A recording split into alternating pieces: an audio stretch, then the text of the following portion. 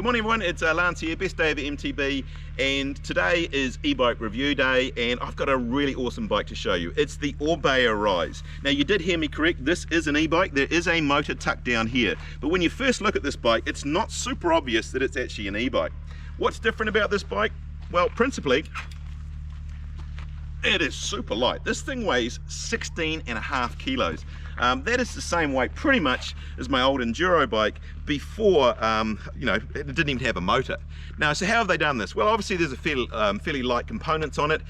Carbon frame with an integrated 360 watt-hour battery.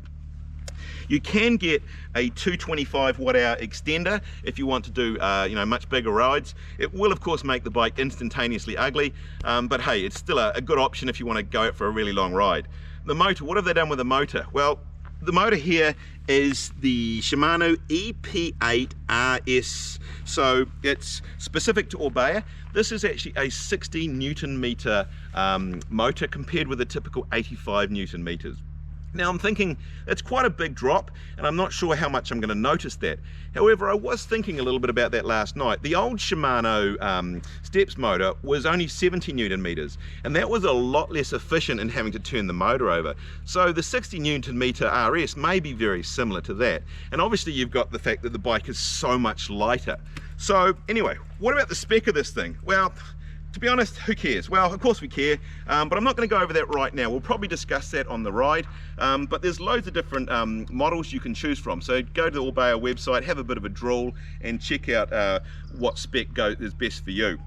There are things I do want to check out on this bike, and number one is, you know, riding a 60 Newton meter motor. I'm not a small guy. Is that going to feel underpowered to me, and am I going to find that annoying? The other thing that I really want to check out though is what does it feel like to ride a 16.5 kilo e-bike down the tracks? Is that more fun?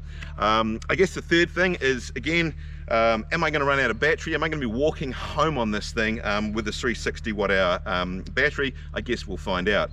And final thing I really want to find out is what is it like to pedal when the motor's actually off? When you get over that 31, 32 kilometers an hour, is it actually quite easy to pedal? Supposedly it is easier, so anyway, we need to try that out. So anyway, let's get out in the forest and go for a ride.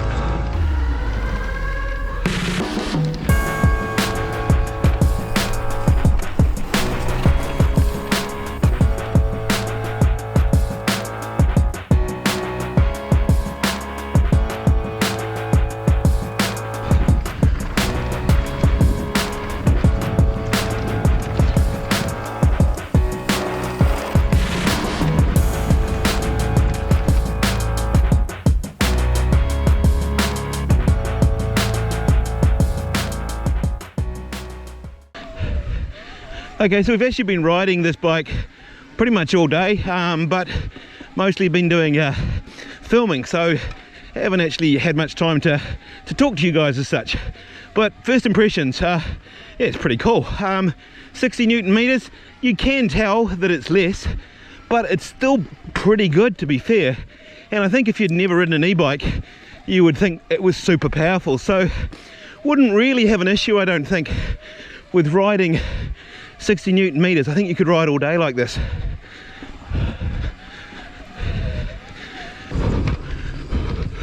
Okay, so next question is, what's it like downhill?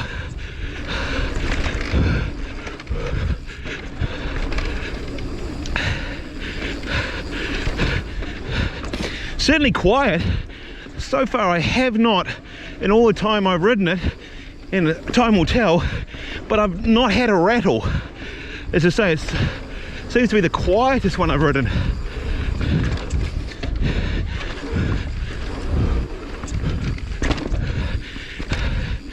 Now, if you've been watching my videos, you know that weight never really bothers me. I don't mind a heavy bike. In fact, at times I quite like it.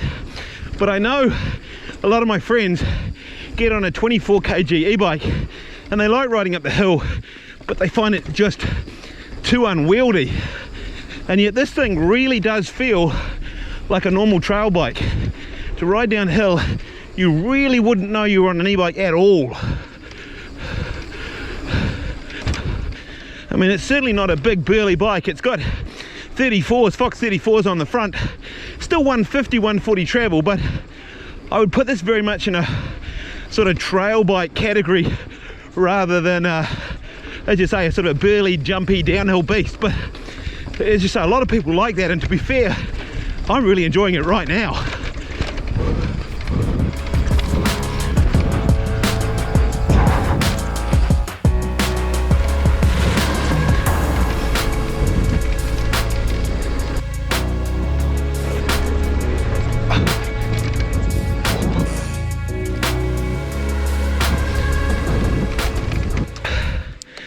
Okay, after every fun downhill, you got to pay your dues with a climb, although in an e-bike, not so much dues to be paid. Saying that, 60 Newton meters, gonna have to put a little bit more work in. I must admit, I have run it in the turbo setting the whole day. I have got this bike for a few days, so may try, see if I can get some longer rides in, but 60 Newton meters in its boost setting actually feels pretty good to me. I'm pretty happy with that. Now, one of the things I've often done, if you've watched my reviews, is we've had a bit of a quiet time and listened to the motor. So anyway, have a listen to this for a little bit, although I suppose I'm going to need to pedal.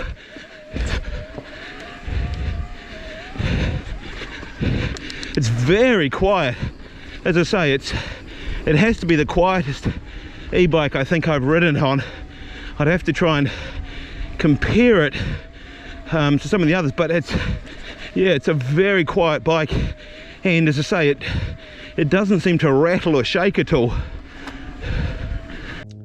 Alright, so we made it up the hill, no problem at all. It actually climbs really nice. As I say, smaller motor, but I guess the bike is a whole lot lighter, and so it seems to balance out quite well. I do want to show you one thing though. The bike is incredibly minimalist when it comes to controls and displays, which I kind of like, but it may have gone a little too far. So you've got a little controller here on your left hand side, which is pretty cool, and then you've got, this is the only display, believe it or not.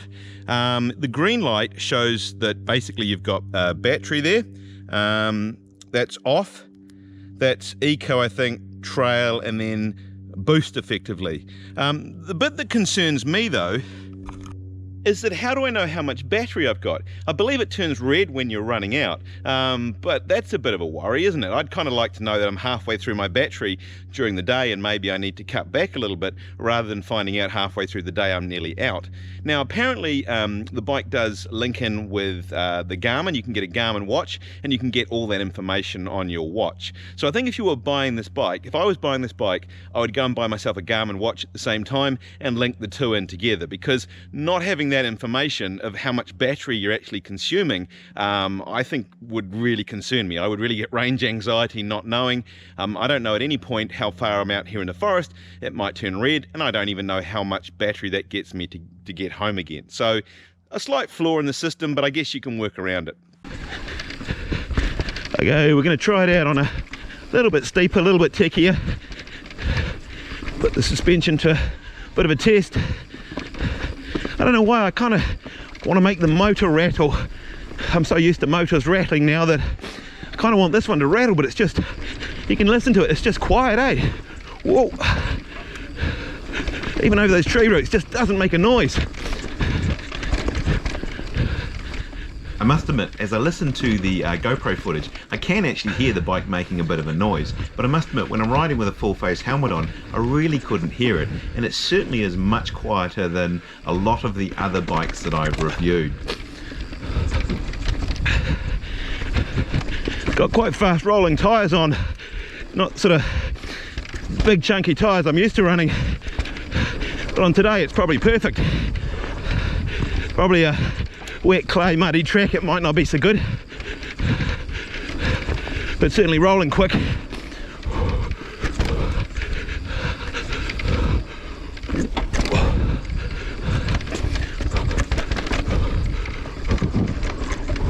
Whoa, That was alright. Huck to flat. Interestingly enough, there's only running 2 pot brakes. I think they're just Shimano Dior brakes, but they seem to do the trick alright. They had no issues with them today anyway. Oh, the good news is that the battery light hasn't turned red yet, so I'm just going to keep going for a while. Interestingly, we've got a SLX 12-speed drivetrain on this. I think it's a really good choice for an e-bike actually. It's running really well. Interestingly, this is like a super light bike. I guess if you really wanted to save weight, whether, you know, you could even go some XDR components or something like that. But for an e-bike, I think an SLX is a good choice. One thing I have noticed, and I've only just thought about it now, I just thought it was my rubbish riding, and it probably is my rubbish riding, but I've hit my crank on the ground. My pedals hit the ground about 4 or 5 times today, and I thought, oh, I'm just not paying attention, but I'm not sure whether the bottom bracket is lower or how long the cranks are. I don't know the crank length, I'd have to check on that. But yeah, I've smacked my old pedal into the ground. I guess again, like most bikes, you rapidly get used to it, but it's clearly closer to the ground than I'm used to. Interestingly enough, the motor on this is, I think it was specifically designed for Orbea, but although it's got less power output, it's actually the same weight, so it's not a smaller or a lighter, oh that's fun, motor. It's just, I guess, programmed to put out less power. I was thinking that's quite interesting with all the e-bikes for that matter, is that you can get a software update and effectively just get a more powerful motor. Does make you wonder, could you do a software update and make it 85 Newton meters? There's a question for you. I don't know the answer to that one.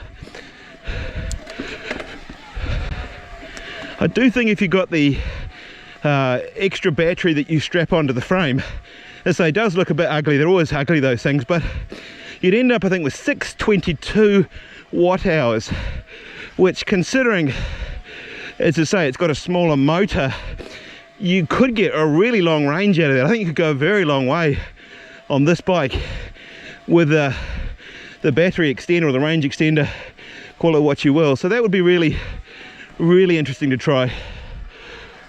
I keep checking the light to see if it's turned red. I'm kind of ready to go home now, and I want to kind of see how far I can go on this thing, but it keeps staying green. I think we must be getting close to the end soon. Anyway, we better carry on.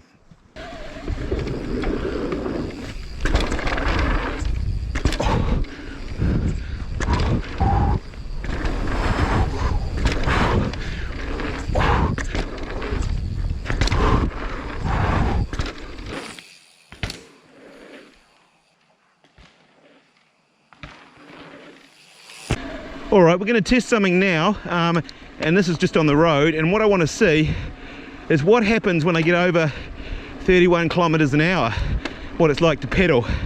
And I'd say we're there already, and it actually pedals really nicely. It almost feels like a normal bike, and it really feels like it's almost disengaged. I'm just spinning along here. Yeah, very different. I guess we've got fast rolling tires and everything, but yeah, that is pretty cool. That is seriously cool.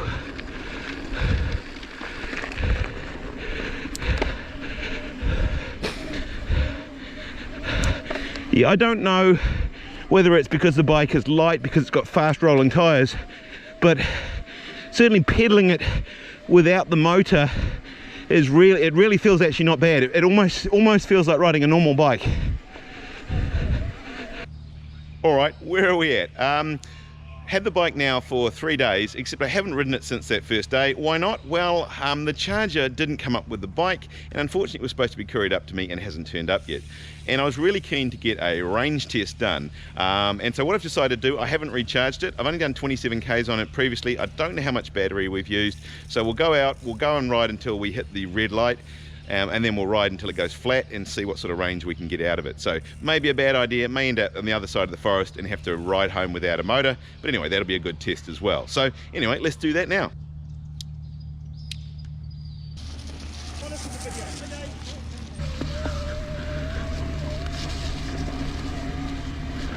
Okay, this is not a good start. I've done about 100 meters and the light's gone red already. So I guess we'll find out how long we can go in the red.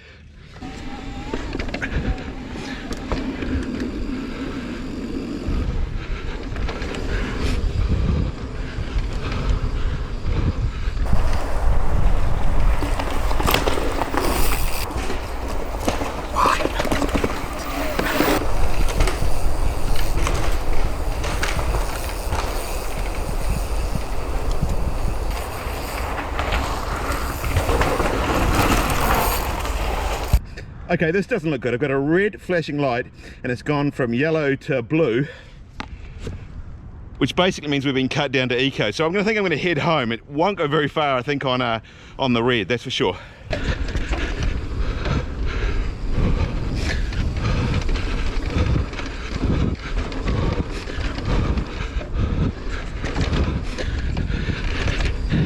It actually isn't terrible in eco.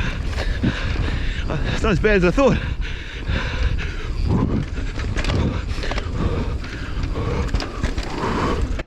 Okay, I think that means we've officially died. Time to check Strava, I think. Must admit, I've done a couple of these rides without the motor when the motor's failed on me. But this is definitely the easiest ride back without a motor. It's almost like riding a normal bike. Okay, so I'm riding this now without the motor, and I've kind of got used to the fact that I haven't got the motor on. And this actually feels surprisingly good. This feels just like pretty much riding a normal bike. So yeah, I'm kind of impressed with that.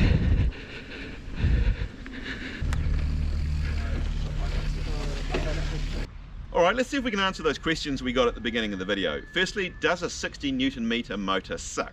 Well, I can't believe I'm going to say this, but actually it didn't. I really didn't mind it. You can tell that it's a little bit less than the 85, but with a lighter bike, it felt pretty good and I could really live with it.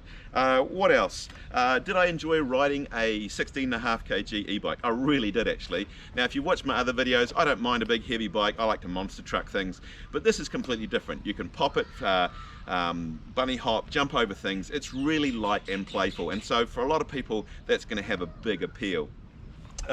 What's it like to ride with the motor off? Well, I've done that test. Rode all the way back here without the motor on, and actually it feels pretty much like a normal bike. It's quite amazing. Got over the 31k speed limit quite a lot, and again, you felt you could still carry on pedaling. It didn't feel too bad. Range, how did we do on that one? Well, ended up with, I think, a total of just over 31 k's. Now, I need to put a proviso on that. Probably with all my kit, I'm about 100 kgs. So if you were about 70, you'd get a lot further than that. Also, I had it in the boost mode the whole way. So again, if you had a lower setting, you could probably easily double that. So you could get a reasonable ride. And of course, you can always get the 225 watt extender, and you could get a seriously long ride if you did that. Is there anything I didn't like about the bike? Well, not super keen on the color, to be fair, but then a lot of people I went out when I was riding this said they really liked it. So I guess it's a matter of taste, and a lot of guys out there think that I've got no taste anyway. Is there anything else? Well, didn't like this little thing on the cable. It seems a bit cheap and nasty, to be honest. I would have preferred some little display that could at least show you what battery you had and how you were consuming it, because I think that's really important information. I think if you bought this bike, you'd either want to link it with your phone, or probably what I'd do is buy one of the Garmin watches that's actually designed to go with, or you can link up with this bike. So pretty cool bike. It's gonna suit a lot of people who want a light bike but still want a motor to get up the hill. I'd also like to thank all of you guys who've subscribed to the channel, and if you haven't subscribed, maybe just reach down and press that button. It's made a huge difference to this channel. Suddenly manufacturers are saying, hey, like Lance, do you want to take the bike out for a few days and do a review? And I'm hoping that carries on. So, and all I need is more people to hit that subscribe button. So anyway, I hope you enjoyed the review, and we'll see you on the next one. Well, the charger did show up, and I took it out for a few more rides. Must admit, really enjoyed riding this bike, and I must admit, I really don't want to hand it back. How far did I go on my rides? Well, typically somewhere between about 28 and about 31 kilometers. That's on the full power setting, and I should say, with all my equipment, including the drone, I was carrying about 100, all up is about 100 kg. So if you're a lighter rider, you put it on a lower power setting, you could go a lot further. And I think if you used the range extender, you could go a serious long way on this bike. So anyway, I hope you enjoyed the review.